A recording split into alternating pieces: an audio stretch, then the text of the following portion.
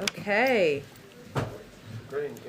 Happy Earth Day, everyone. And joining us in the briefing room for the second time, I told you they'd come back and take more questions. I deliver on my promises, is National Climate Advisor Gina McCarthy and Special Presidential Envoy for Climate, John Kerry. We're, of course, very excited to have them here after their short remarks. They will be able to take just a few questions because they have a busy climate summit underway. With that, I will turn it over to Gina McCarthy.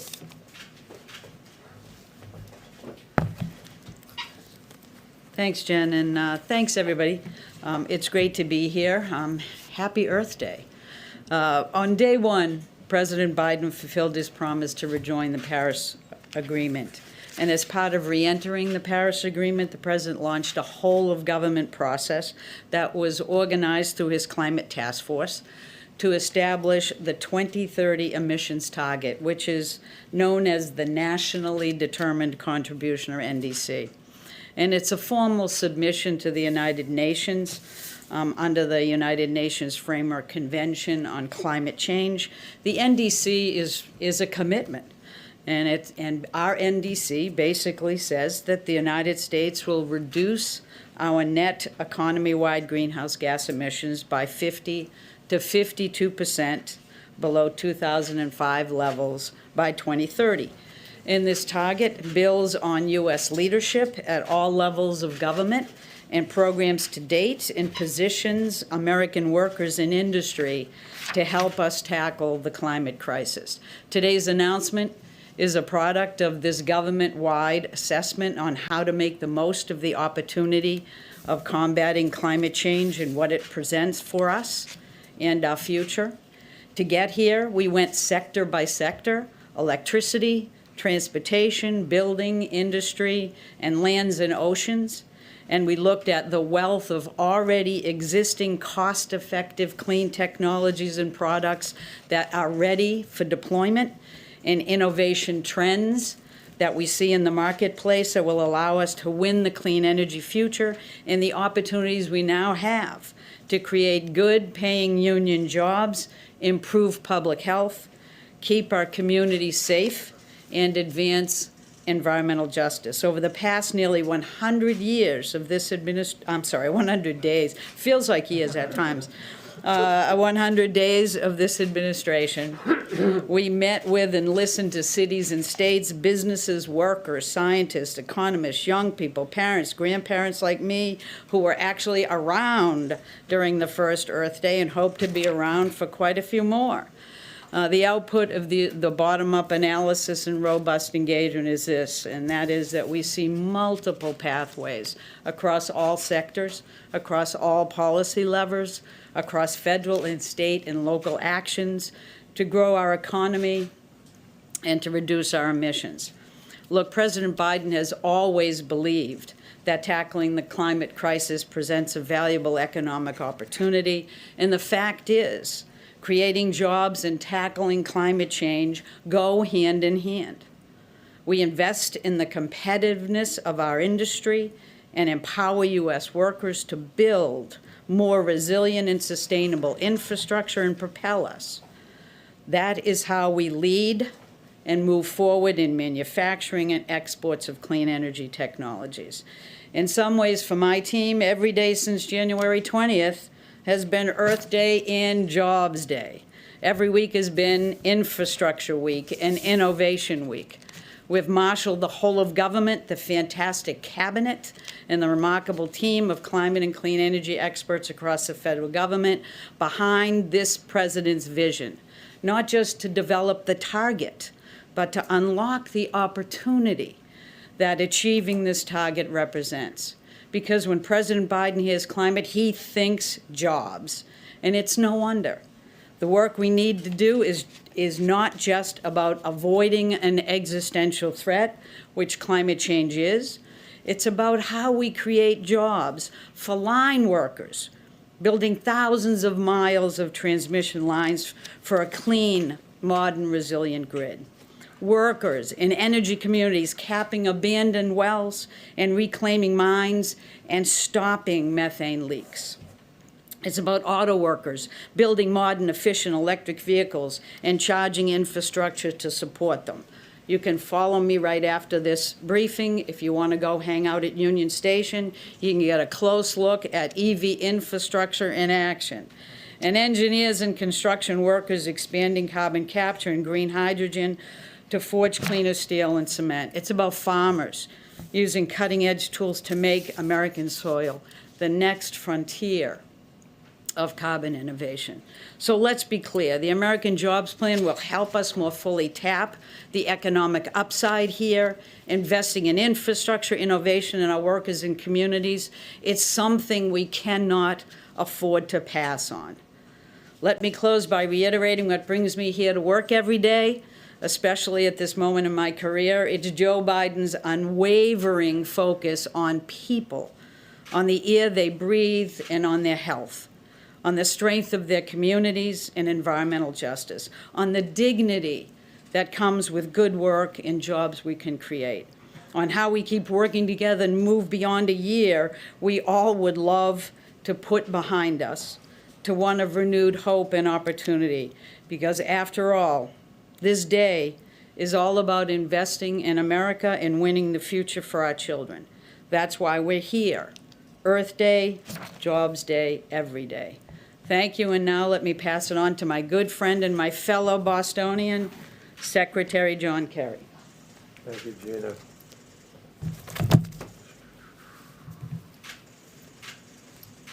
Thank you very much, Gina. I'm really happy to be here to share this day and this subject matter with all of you. And I want to begin by just sharing with you what a spectacular job Gina and her team have done. You may remember the executive order which said the president will aim to announce the NDC at the summit. The aim was not that he had any question about wanting to do that. The aim was whether or not Gina or anybody could pull together all the parties that had to be part of preparing an NDC. A gigantic administrative organizational task, which Gina and her entire team have done really superbly. And I mean that. That's not a pro forma comment. It is hard to get all of the disparate elements of your government together. The president, by issuing his executive order to make this the climate issue and all of government enterprise, and instructing every single cabinet officer and every single agency officer to comprehensively factor climate consequences into every decision that they were making. And they have done that. And Gina created this task force. We've never had an all-of-government task force on this subject ever before. We had it now because Gina's creation, and it's worked. And that's what brought everybody together to get this ambitious but appropriate, achievable goal in place. So I salute her and I thank her for that. It's a great service. And everywhere that I went in the world in the course of the last months, first question out of people's mouths was, what's your NDC going to be? What are you guys going to do?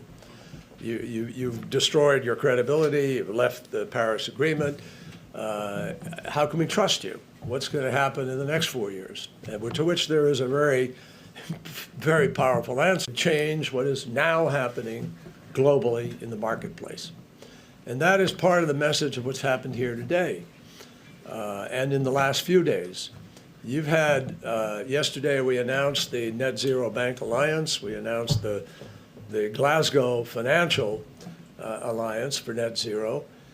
And we have some 43 financial institutions across the world worth some, I forget the exact sum, 40-some trillion dollars or something in terms of assets managed. And just yesterday, a number of banks announced, 6 banks to be precise, that they are allocating or setting or making a commitment that they will invest into climate-related efforts, initiatives, investments, $4.16 trillion over the next 10 years. That's been a really missing element in all of this.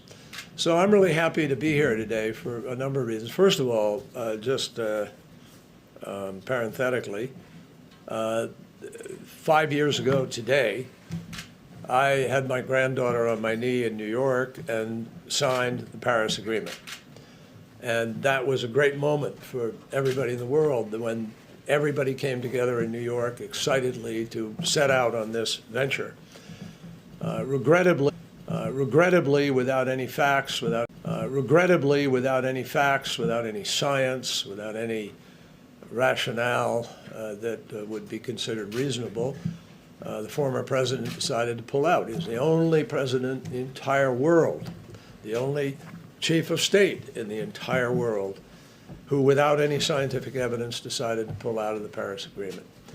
So when President Biden was elected, having made climate one of the most critical issues of his agenda, we had a big step to get up. We had to restore America's credibility. We had to prove that we were serious. And I think today does that in many ways. And not in a chauvinistic, in a way that's sort of inappropriate to our relationship with other countries, but in a way that reinforces the fact that this is multilateral, that we need to bring all the countries of the world to the table, and we all need to raise ambition. That's the central theme of this meeting today. We must all raise ambition. And you heard that in, I thought, profoundly meaningful, moving, understandably frustrated and angry words, tame for anger, words that came from Shea Bastida. And that's where a lot of the younger generation is today, appropriately pretty upset at the adults, the alleged adults, who are not getting their act together to make happen what needs to happen. We aren't there yet either. But today we built a huge foundational building block in the effort to get there. So the importance of today, in my judgment, is this. The world came together. President Xi, Prime Minister Modi, President Putin, presidents of small countries and big countries, President Macron, Chancellor of Germany, the EU itself, independently, people in the financial marketplace and others, all of them in agreement that this is a crisis. It is the climate crisis. And it's going to require an enormous lift to get where we need to go. So what happened today, just to underscore where we are, on January 19th, we were nowhere. We were in deficit with respect to our efforts. And because of President Biden's leadership and calling a summit and putting us on the line to do this, we now have about 55% of the global GDP committed to levels of reductions that keep faith with holding the Earth's temperature at 1.5 degrees. That is a big chunk of difference. And we've done that working with countries, sitting down with them, with Japan, with Korea, with Australia, with Indonesia, with India, with the Middle East, with 11 countries at one meeting where even oil-producing countries stepped up and made things clear. Of course, China included, as well as some Latin American countries and African countries. So I'm pleased with where we are, but I'm not sanguine. The next 6 months of diplomacy are going to be absolutely critical to the capacity to make Glasgow what it needs to be. I do believe Glasgow remains our last best hope to be able to coalesce the world in the right direction and to get the critical mass of countries, of the 20 biggest emitters, who are responsible for 81% of all the emissions. All 20 of them were here today. And almost all 20 of them were pledging to do additional things. So that's our job, is to be to clarify it over the course of these next weeks and months. I just clarify very quickly, Japan said they'd cut emissions 46 to 50% by 2030. Strong efforts towards achieving a 50% reduction, up from its existing 26% reduction. Canada, strengthening from a current 30% to a 40 to 45%. The Republic of Korea terminating overseas coal finance and preparing to update its NDC consistent with the 2050 net zero goal. India, partnership with the United States to deploy 450 gigawatts of renewable power. Why is that important? Because if we can do that, which is where our finance component of this is so critical, if we do that, India is on track to hold the 1.5 degrees centigrade. So Argentina announced a package of important measures. UK last week just announced 78% target by 2035. And yesterday, EU announced a new law to embed the 55% reduction for 2030 and also the net zero. So, I think that it's progress, but we still have a heavy lift, and no one should doubt the challenges of the road ahead. So happy to be here. All right, I know we're very close to the tail end of when Gina has to go, so let's try to get around. Yeah, let Gina very go quickly. for it. Go ahead. Thank you. Secretary Kerry being first. When it comes to the pledge, how can you realistically make this pledge to the rest of the world when there's no guarantee that Republicans will get on board with your plan once you release it? Well, a lot of the plan is executable through just executive order. I'm going to let Gina speak to this, but a lot of the plan is executable through order. But that's the power of having the private sector here. That is the real reason why I'm saying to you that no politician in the future is going to do this, because all over the world, trillions of dollars, trillions of yen, trillions of euros are going to be heading into this new marketplace. And the future belongs to the countries, as you heard today from any number of leaders, that are the ones who develop hydrogen, green hydrogen fuel, or storage, or battery storage, or direct carbon capture from the atmosphere. Some technology is going to break through here, folks. And one of the things I know the president's thinking about is how to accelerate the innovation and the research and development that's going to push that curve. Gina, do you want to talk to that a little bit? Sure. Just to indicate to you that this is really a result of understanding what our authorities are at the federal government, but also what's happening at the local and state level. What's happening in the business community? What kind of technologies that are ready to be deployed now? How many jobs can be created by this? This is not just a bottoms up, it's also a values down. It's also looking at how we grow as a country and be sustainable. The plan that the president has put in place and the plan that we're relying on here is a plan that we can deliver because we have the wherewithal to do it in terms of policies and programs, but we also have carefully looked at what we can deliver in terms of change. And the world is changing. It's not going backwards. It is moving forward. And the exciting thing about this is that this plan has received endorsements from the AFL-CIO, the Chamber of Commerce, the Edison Electrical Institute, and the IBEW. Does it get better than that? You know, this is because all of them recognize that we have to invest in America again.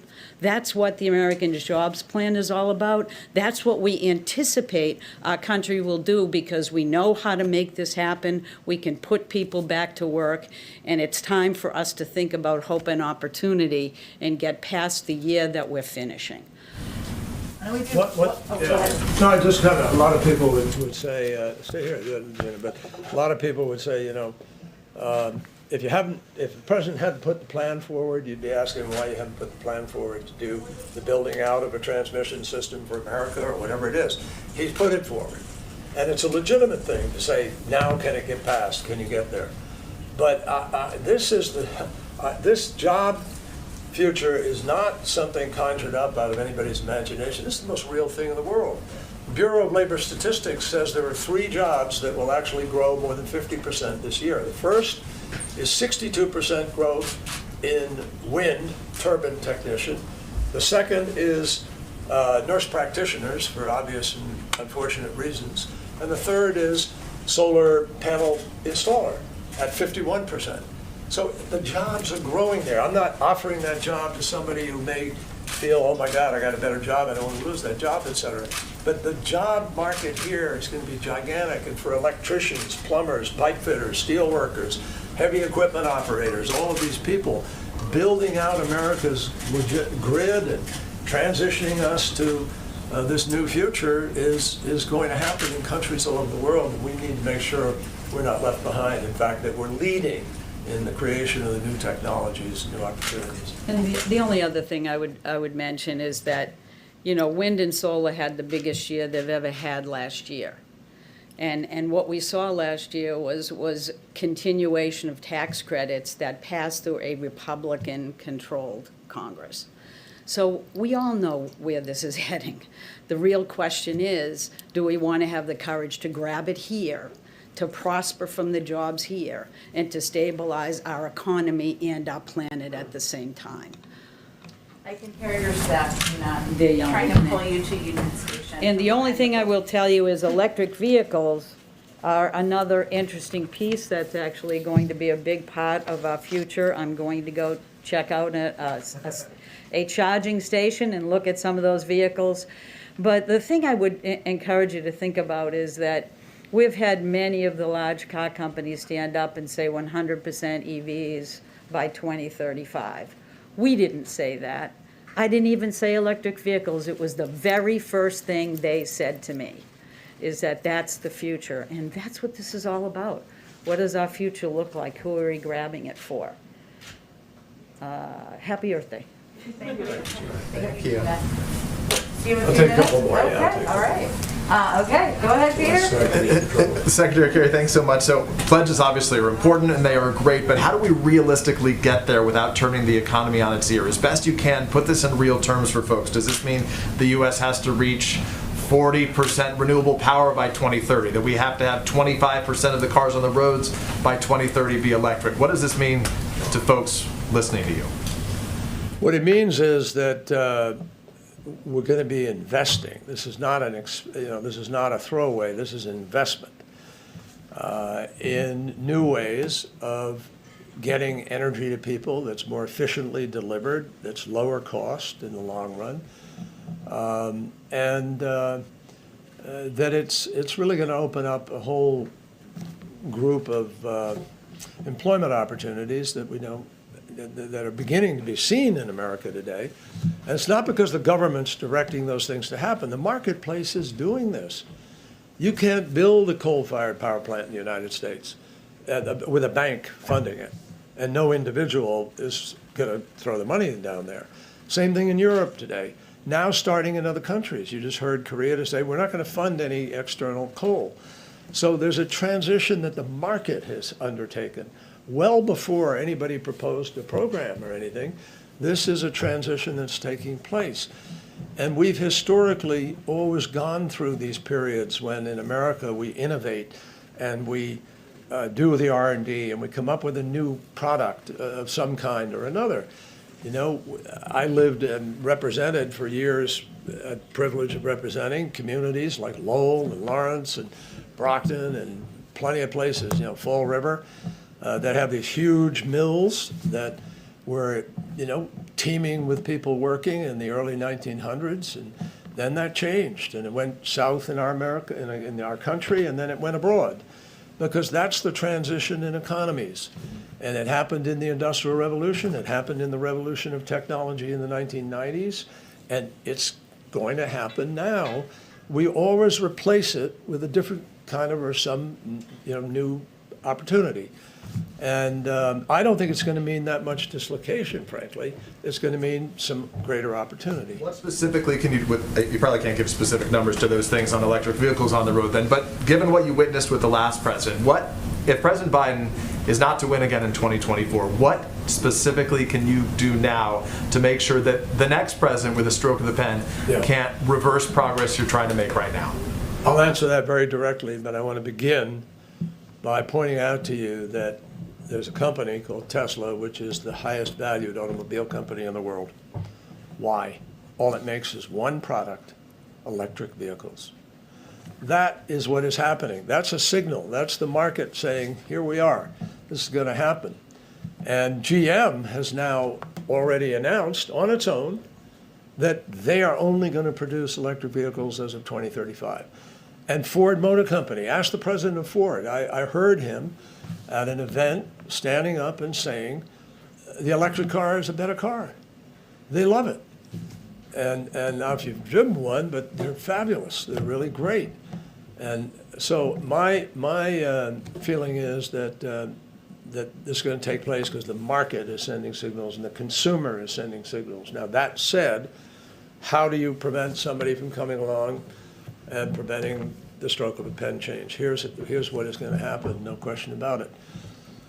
Because the world as a whole is moving in this direction, because these companies have made this critical, long-term, strategic marketing judgment, and that is the way the market's moving, no politician, no matter how demagogic or how potent and capable they are, is going to be able to change what that market is doing, because it will have moved. It'll have 4 years of entrenchment, and those jobs will be there.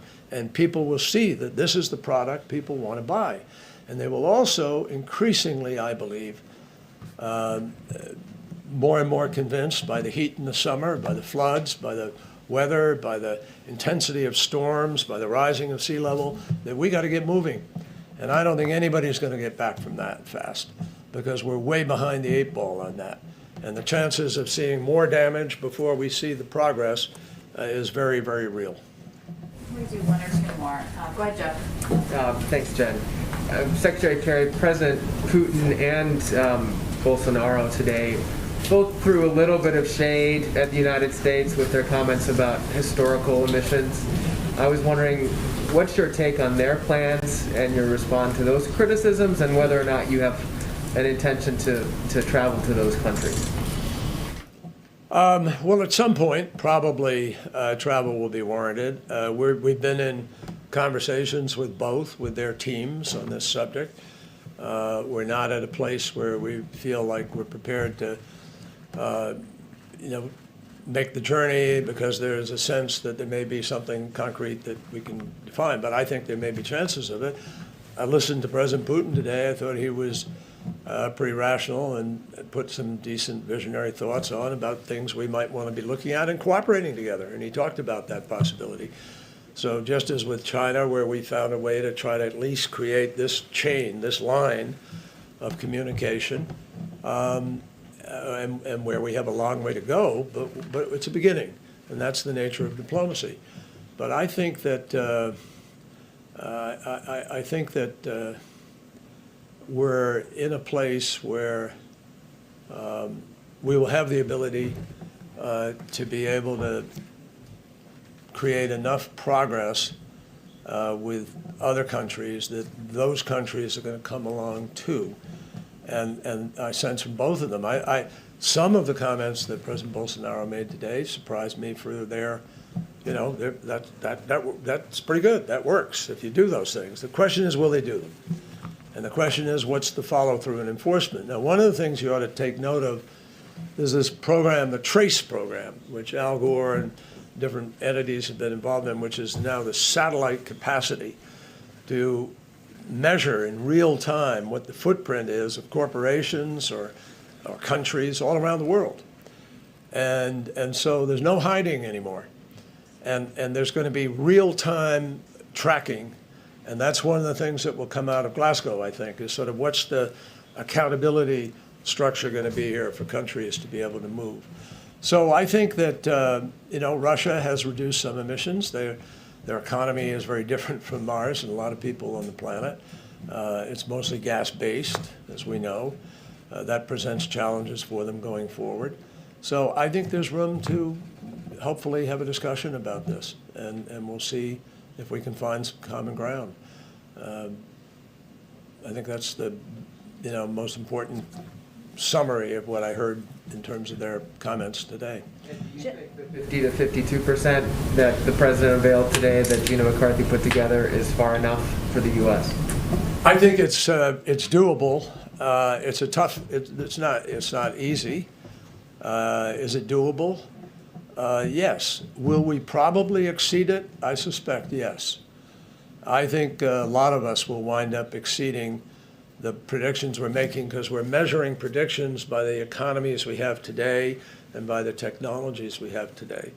But 5 years from now, we may have a major breakthrough on batteries, on storage, on green hydrogen, on direct air carbon capture. There's so many things out there that people are chasing and working on, and that's part of the value of the sort of the investment and venture capital business. I mean, people are looking to, to be the entity that hits pay dirt with the patent on the best storage system that there is. And whoever does that will make more money than Jeff Bezos pretty quickly. It's going to be a big deal.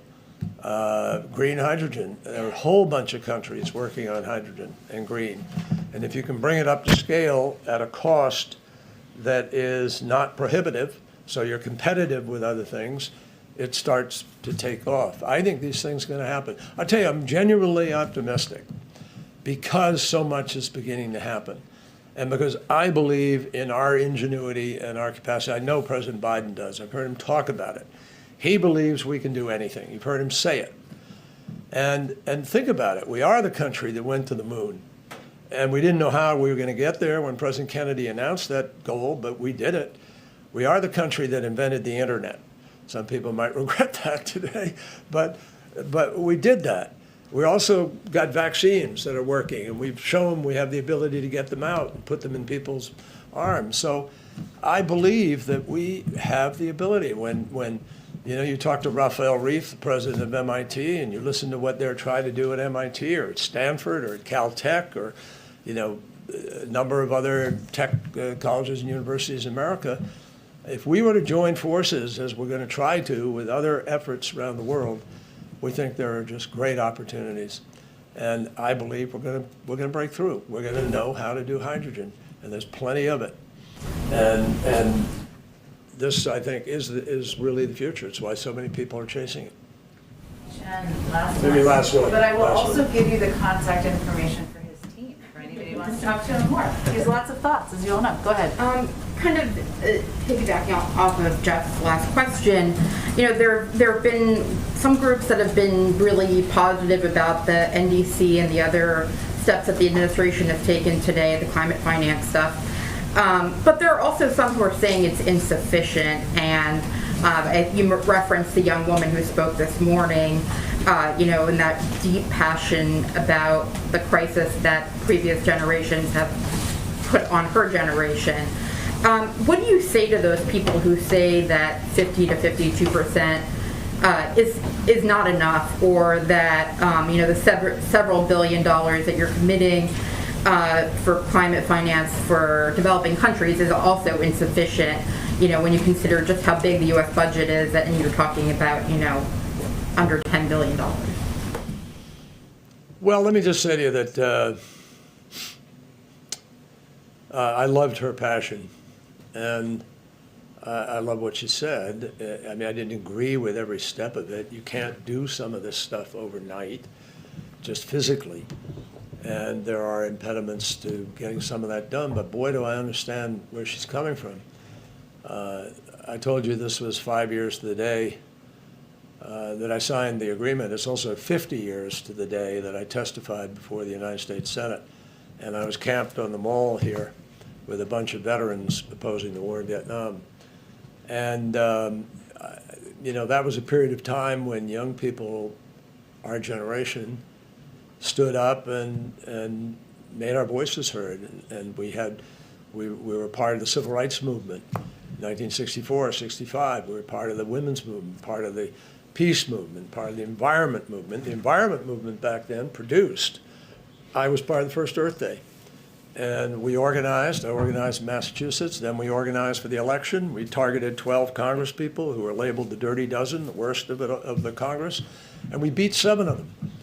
And that's when we passed the Clean Air Act, the Safe Drinking Water Act, the Marine Mammal Protection, the Coastal Zone Management, the Endangered Species, and we created the Environmental Protection Agency for our country. It all happened, folks, back then. Richard Nixon signed it into law, 1972, I think. So I believe in what the young folks are doing out there today. They're trying to get adults to be adults and do what we're supposed to do, which is take facts into consideration and respond to those facts. And as public officials, exercise the precautionary principle of governance, that when you get information that says X, Y, and Z are going to happen, and there's not a 5 or 6 or 10% chance it's going to happen, like whether you might have a car accident and you get insurance, or your home might burn and you get insurance, or you might get sick and you get health insurance. It's 100% certain that most of these things are going to happen, that the ice is melting, that the sea is rising, that it's warming, and yet we're not buying insurance. And so you're darn right they're angry, and I share that anger. It's a frustration.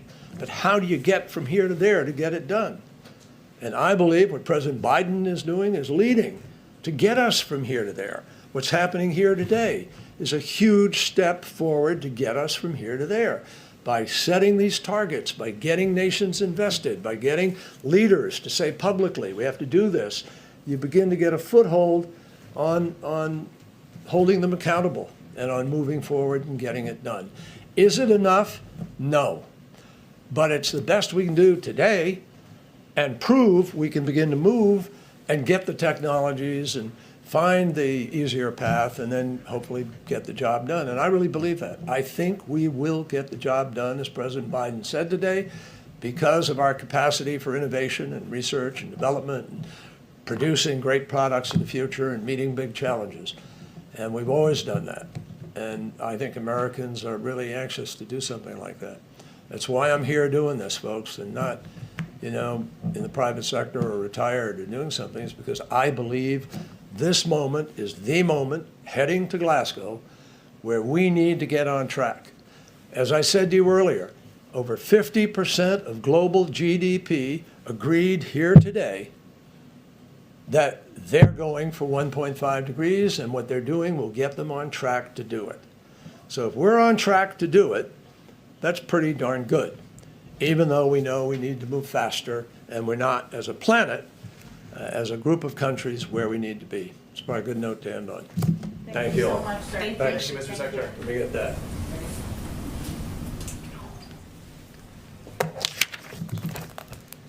Are you now stepping up for your... No, I've got to do the briefing now. I'll call you later. Thanks. Okay. See how it was so great to work for him several times over? Okay, a couple, I think I just have one or two more items for you at the top, just one more.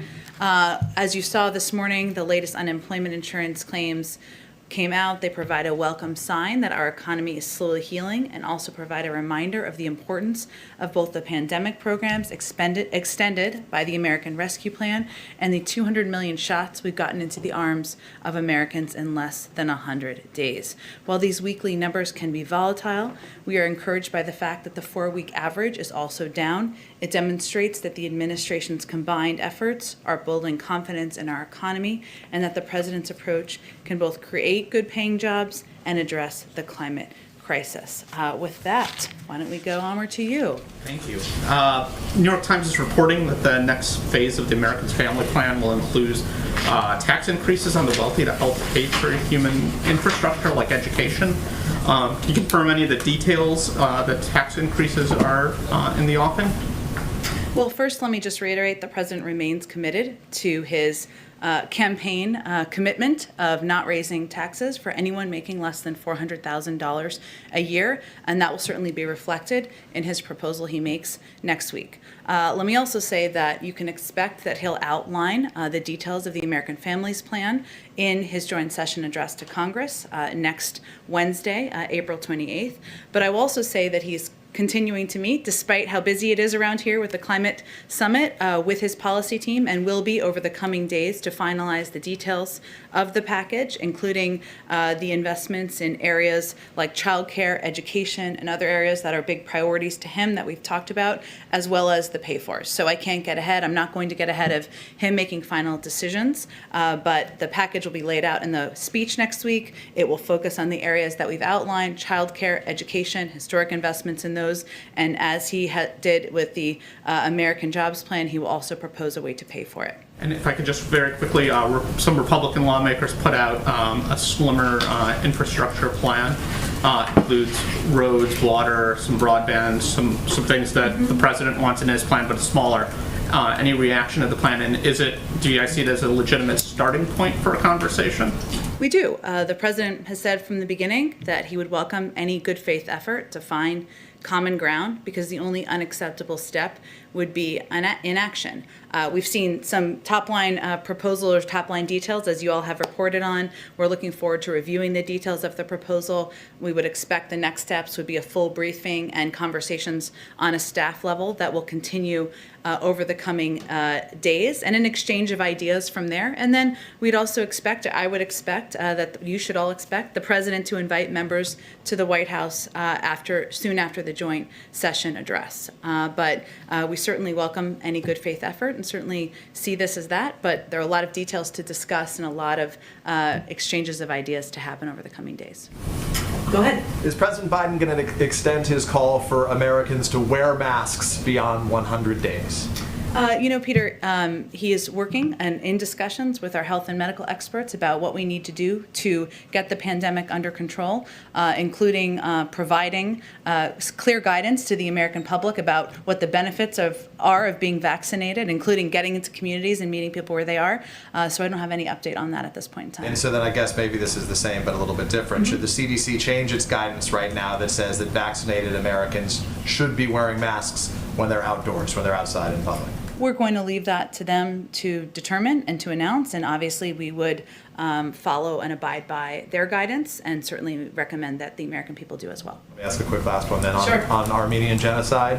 Should we expect President Biden in the course of the next several days, perhaps this weekend, to make any formal announcements recognizing Armenian genocide? I certainly understand the question, and there's a great deal of interest in this particular topic, but I'm not going to get ahead of the president, and I also don't have anything else to provide from the podium today. Go ahead. Back on trying to reach this 50 to 52% reduction goal, many of the measures that you've pointed to are ones that are included in this broader infrastructure plan.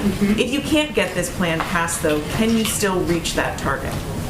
Well, our view is that there are multiple pathways for each economic sector of the economy that produces greenhouse gases, including electricity, transportation, buildings, industry, and lands, to make adjustments and changes, some through executive action, some through passing legislation, some through the steps, as Gina and our envoy alluded to, private sector taking steps on their own. So, just to give you a couple of examples, we, of course, have set a goal to reach 100% carbon pollution-free electricity by 2035, which can be achieved through multiple cost-effective pathways, each resulting in meaningful emissions reductions in this decade. That's a step that is already underway. We can create good-paying jobs and cut emissions and energy costs for families by supporting efficiency upgrades. That's another area where it would have an impact. We can reduce emissions from the transportation sector by reducing tailpipe emissions and boosting the efficiency of cars and trucks, something the president has talked about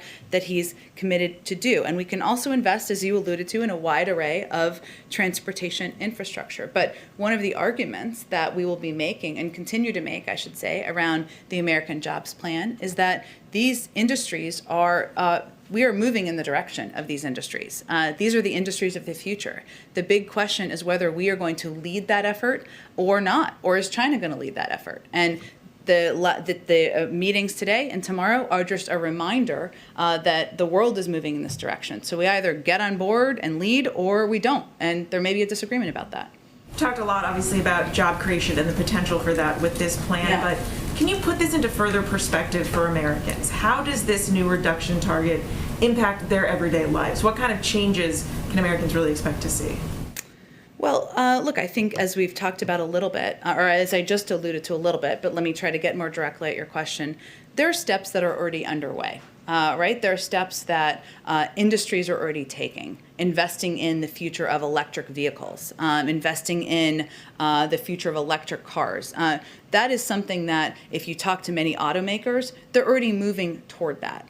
I think the question here maybe is less for Americans. It is for Americans in the sense of what is your government going to do to help ensure we are on the path to make this a job creating opportunity for the American people.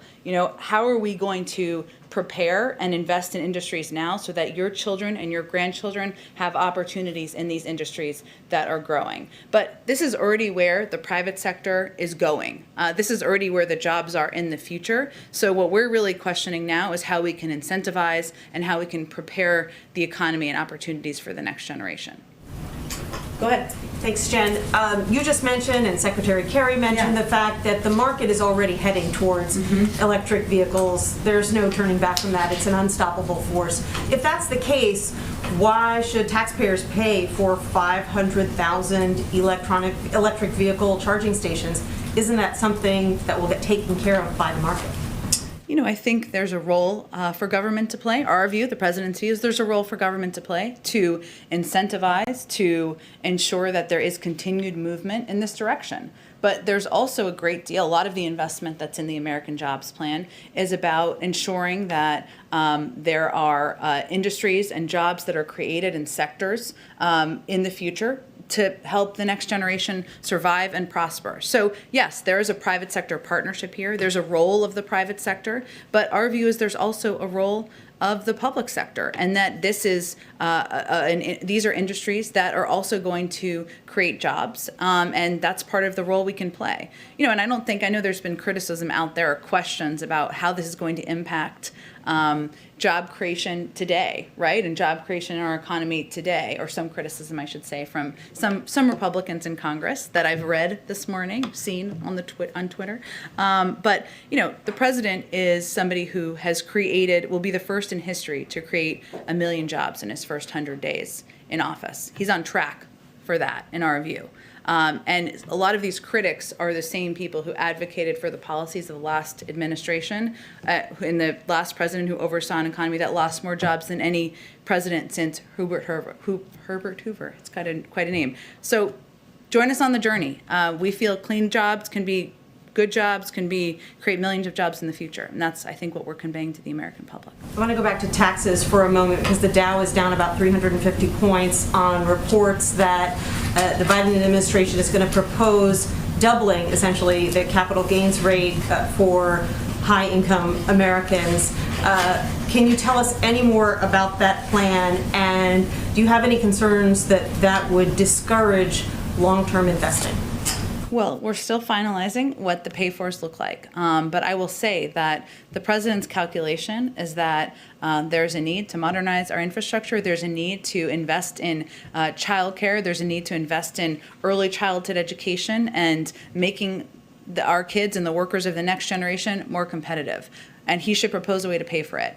His view is that can be on the backs of the wealthiest Americans who can afford it, and corporations and businesses who can afford it. And his view, and the view of our economic team, is that that won't have a negative impact. There are alternative views, or there are proposals that don't exist yet on how to pay for it. That will be a part of the discussion. But he stays firm to his commitment to not raise taxes on Americans making under $400,000 a year, and he'll have a range of proposals on how to pay for his plans to invest in education and childcare. Got it. And then finally, can you tell us anything about these reports that the Pentagon has been investigating suspected directed energy attacks likely by the Russians against U.S. troops?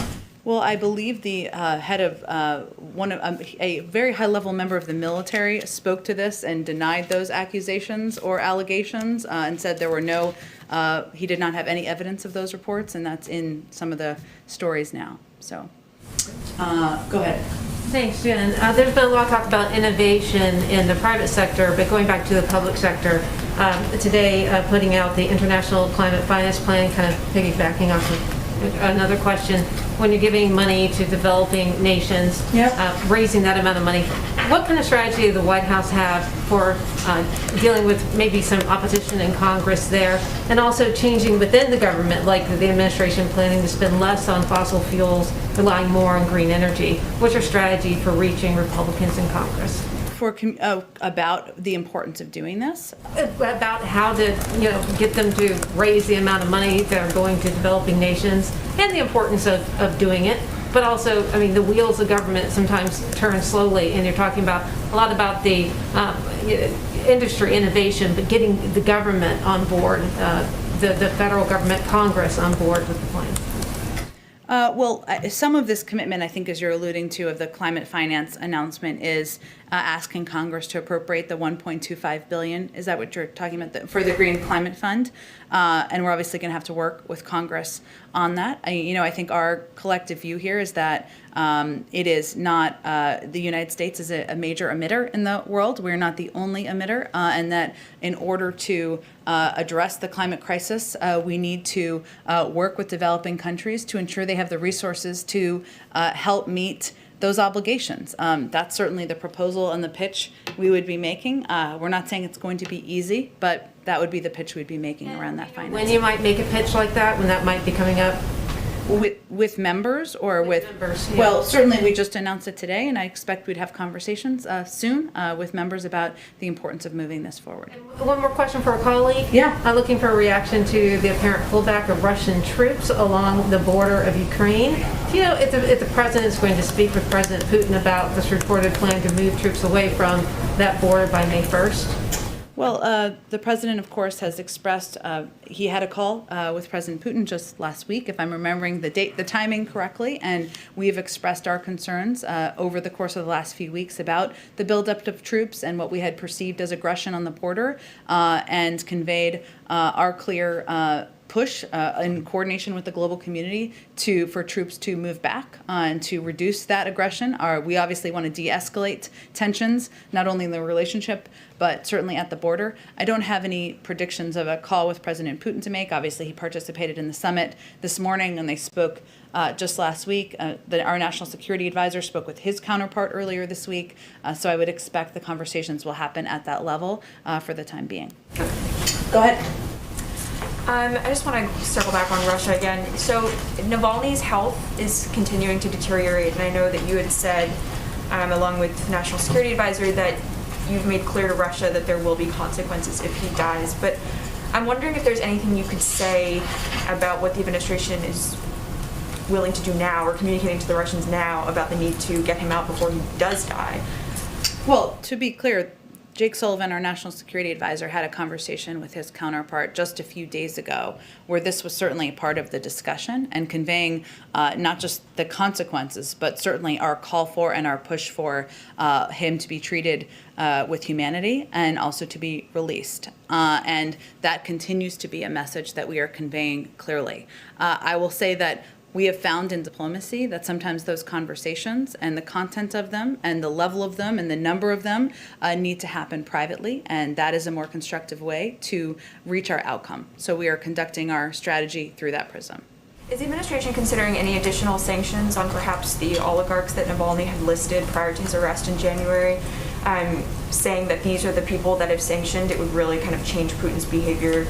Definitely. Well, as you know, because I know you cover this closely, we issued just earlier in March, I should say, in coordination with Europeans, a number of sanctions. We obviously reserve the right to issue additional sanctions in the future. The executive order the president signed just last week gives us authority to do that on individuals or industries. But obviously our objective here and our focus and our hope is that that Mr. Navalny will be treated with humanity and kept safe, and of course ultimately be released. And my last one, is there anything you can say about additional Nord Stream 2 sanctions or what the administration is planning, additional entities? I don't have anything to predict for you. We continue to believe that is a bad deal, and we continue to convey that not just directly with a range of counterparts, including the Europeans.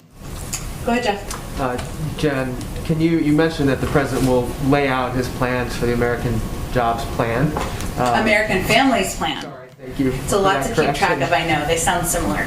Next week. Can you give us a sense of what else he plans to unveil at his joint address? Well, he is currently thinking through what priorities he wants to focus on in the joint address. He certainly recognizes that this is an opportunity to speak directly to the American people, one of the highest profile opportunities that any president has in their first year in office. So a core of that will be him laying out the specifics of the American Families Plan, his commitment to childcare, to education, and to delivering on those priorities and middle-class priorities, and ensuring that there's an investment in economic security from the federal government. I also expect on his mind are issues like police reform, health and his commitment to expanding access to health care. So I expect he'd talk about a range of issues. I will say, because I've been through a few journeys with these speeches before, that it is a very important speech, a very high-profile speech, but it is happening around the 100th day of his presidency, and it won't represent or touch on the totality of every issue that's a priority. So we are working through what the end content will have. Unless you want to sit through a 7-hour speech, which I don't think you do. Just one other quick Yes, go topic, ahead. Jen. The House today passed a bill to make Washington, D.C. the 51st state. It obviously faces some tough odds in the Senate. What's the White House's take on that, and to what extent is President Biden involved in that going forward? Well, President Biden strongly supports D.C. statehood, and we will our administration will work with Congress to get it passed. We put out a statement of administration policy in strong support of H.R. 51 just this morning. His view is that the denial of voting representation in Congress and local self-government to the 712,000 residents of our nation's capital violates two of our nation's founding principles: no taxation without representation and consent of the governed.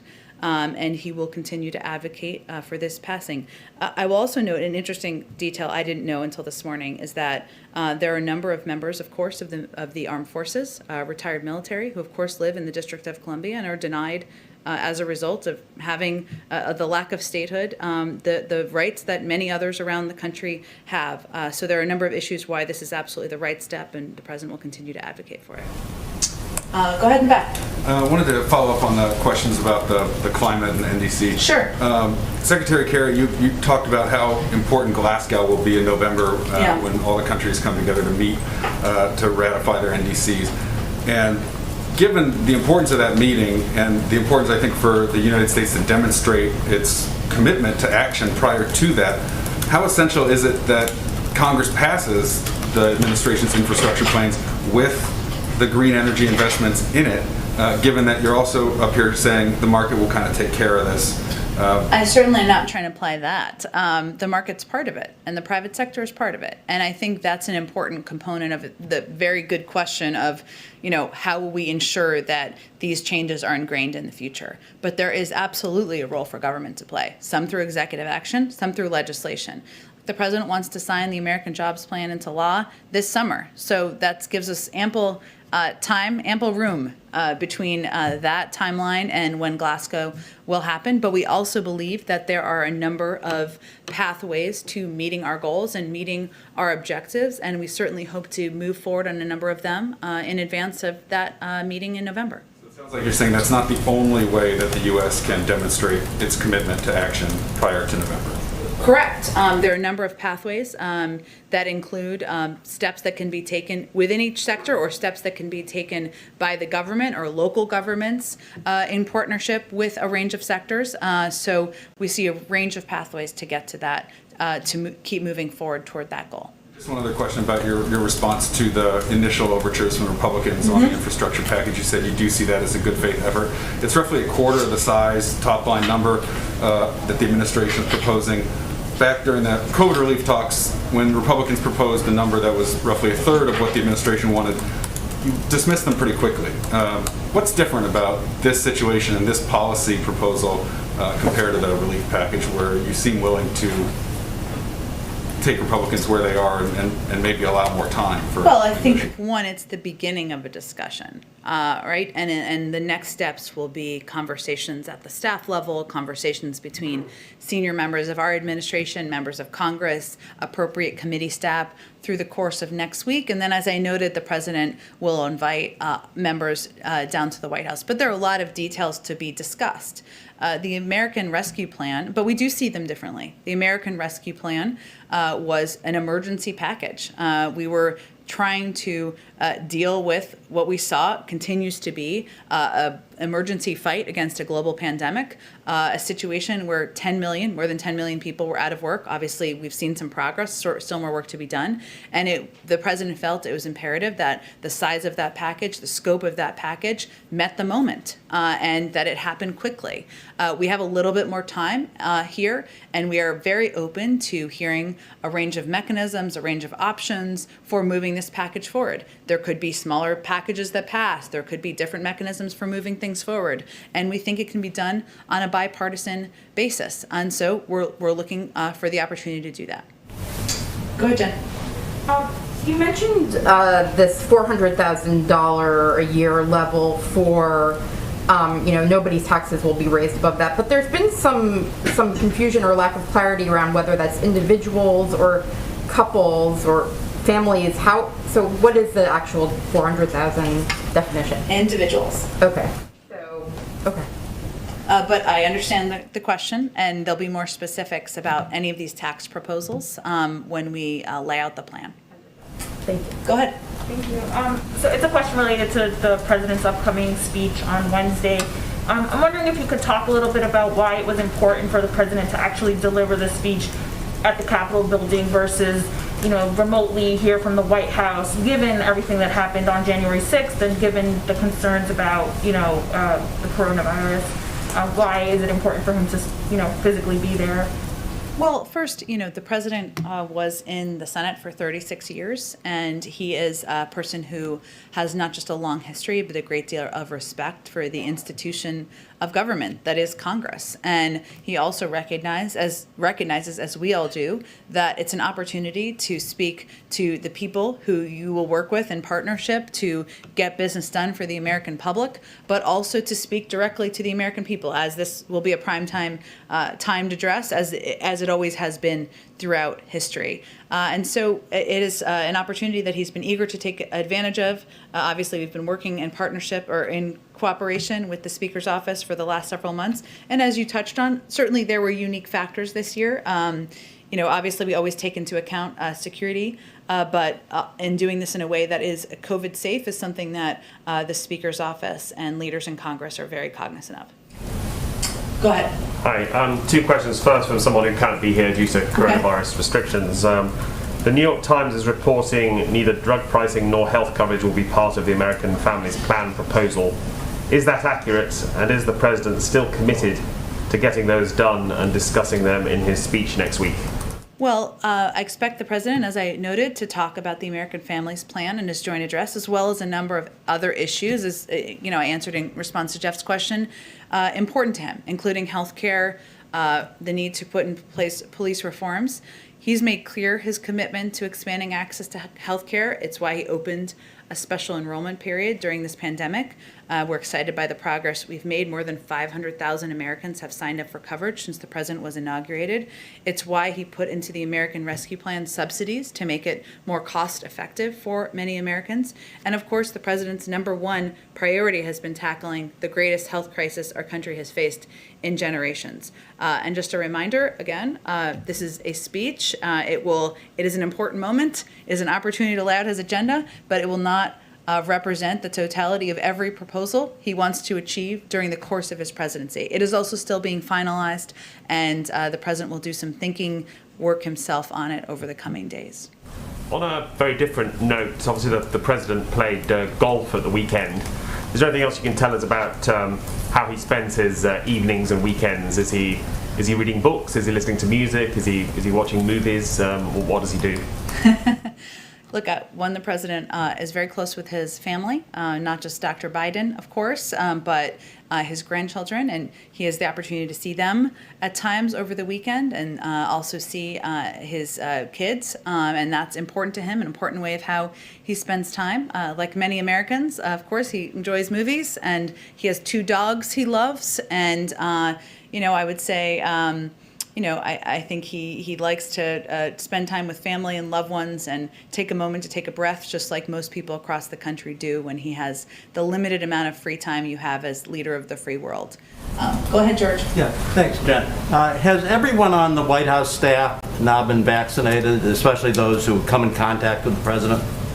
It's been a priority, George. I'll have to get back to you on the specific numbers, and we've tried to be quite transparent about that, and I'm happy to do that. It's been a priority, of course, to ensure that the White House staff, especially those who have close contact with the president, are vaccinated. But every member of the White House staff, as you well know from covering this place, I don't think that would be accurate at this point in time, but we'll check on the numbers. I will just reiterate or restate that we also take a number of precautions, including, of course, wearing N95 masks when we are in meetings. We have very limited meetings. There's a very limited footprint in the White House. We have also a number of staff who are working from home still, who would normally be working on the complex. So, but we're working to vaccinate staff. I'll see if we can get an updated number to you and others who are interested in that. Acknowledging that the White House is not a normal workspace, Yeah. what are you looking for that would allow you to make the decision that the president doesn't have to wear a mask when he's around people who've been tested and vaccinated? I expect, just like all of you and like many Americans across the country, we're going to wait for the health and medical experts to provide guidance on when it is safe to do exactly that. Go ahead in the back. Thank you, Jen. Two climate summit questions. Sure. Secretary Kerry yesterday, he said without China at the table, there's simply no way to resolve the climate crisis. How will the U.S. work with China in the field of climate? Well, Secretary Kerry has already had discussions, and I expect we'll have. I was talking to him right before we came out here. We'll have follow-up questions after President Xi's remarks this morning, our follow-up conversations. There's no question that China has an important role to play in working with the global community to help reduce greenhouse gas emissions, address our climate crisis. That was the case when the Paris Climate Agreement was signed 5 years ago and continues to be the case today. And also the credibility issue. Market matters, but government matters too. Can you guarantee the United States can follow through its commitment until 2030? That's absolutely what our commitment is to not just lay out goals, but to take steps to achieve it. And we have a number of pathways to get there. The president has identified the climate as one of the 4 crises facing his presidency. And the fact that we are hosting a global climate summit under 100 days of his presidency certainly speaks to how important it is. Go ahead. You know what administration in office in 2030, the U.S. will carry out its commitment? Well, again, I think as my colleagues here spoke to, this is where the private sector is going. This is where government is going. These are industries that are going to create jobs in the future, and we certainly have every expectation and hope that future administrations will deliver on the groundwork we do over the next several years. Go ahead, Beth. Thank you, Jen. I have a couple of questions, if I may. One, on today's the first anniversary of the murder, disappearance of the soldier Vanessa Guillen of Fort Hood, Texas. The family is still asking. They held a press conference today asking this Biden administration for justice. They want to meet with the president. Is the president aware of the case, and would he be willing to meet with the family? He's certainly aware of the case, as we all are, and know the family has been heartbroken. I didn't see the press conference this morning, but have certainly followed the case myself. I don't have any planned meetings or commitments to read out from here. And then on Tuesday, when the Hispanic Caucus was here, they said that the president committed to putting together a sort of a task force on an emergency basis to send to the border when there are surges of migrants coming in. Is this something that the president would work on right away? Could we see such a task force go to the border in the next few months? I'd have to check on what the specifics of that are. I mean, we have already sent DART teams to some of these countries in the region to help address and provide additional humanitarian assistance. I don't know if there was a reference to that. We've also worked with a number of countries in Central America to help increase personnel and resources at the border to reduce the influx or movement of migrants to our own border, but I'd have to check on what the specifics of that actually are. And the last one on the climate Sure. summit today, do you have any idea why the Mexican young lady who spoke, Xiza Batista, came in before she was supposed to, why she was moved up on the agenda today? I'd have to check on her schedule. I don't know why sometimes things move in the schedule. As you saw this morning, there was an enormous Herculean technological effort underway here, and sometimes there are movements in schedule because of that, but we're happy to check on that for you too. Great. Thanks, everyone. Thanks for being so patient in your seats. I should have brought snacks today, you know? I can bring snacks tomorrow? Okay. Okay, great. COVID safe, a little snack bag for everyone. It'll be yesterday's food. Yeah, exactly.